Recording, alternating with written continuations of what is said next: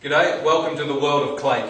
This is Owen, the guy who invented it, and I'm just some bloke who reckons it's great. And I want him to tell you the workings of why it's great. But just understand this, if you've ever thought, gee, I wish I had a handbrake, a back brake up here on the bars, now you have. It's doable, it works fantastic, you've got to ride it, believe me. Owen, congratulations, mate. Just Thanks, awesome. Justin. Thanks. Tell us a bit about how you can set it up, how it works, how you can adjust it, how you can make it, Do what you want. do its magic. Okay. First of all, the Clake works because of one fundamental principle, and that's that the clutch and the rear brake both control the rotational speed of the rear wheel. This makes the Clake a simple proposition in that if you want to stop, you pull the lever in. If you want to go, you let it out. Now, during that action, there's an overlapping of the functions. Initially, you've got a degree of clutch disengagement, and you can adjust that, and we'll talk more about that later, to suit whatever you want, and then it goes through to the rear brake.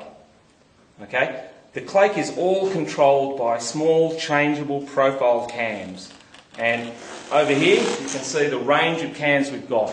We've got over 420 different profiles, and that enables us to tune the Clake to do whatever the rider would like. To show you how that's achieved, you simply fold the lever outwards, 2 clicks, push the pin up from underneath, and out comes the lever assembly. There are your 3 profile cams. The top cam is the brake cam, and if I put this pin in, I can show you how that's altered in relation to the clutch cam, which is the second cam. And you can see how that's dropped back. So when the lever's pulled from that position and the lever angle changes, that basically reduces the amount of braking effect you've got versus clutch. So you end up with more clutch and less brake. The bottom cam there is what we call clutch assist, and that helps lighten the clutch, because it's very difficult to operate 2 things, the clutch and the rear brake, with one hand or one finger.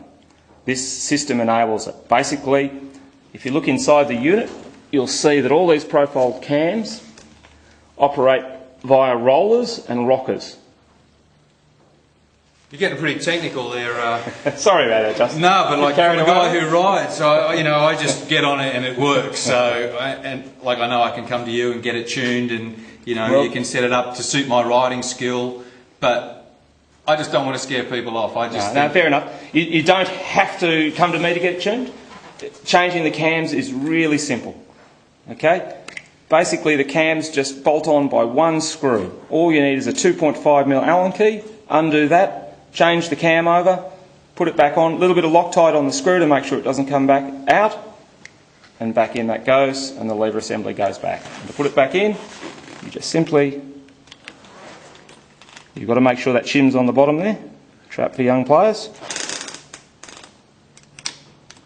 Push the pin back down, fold the lever in, push the cover in.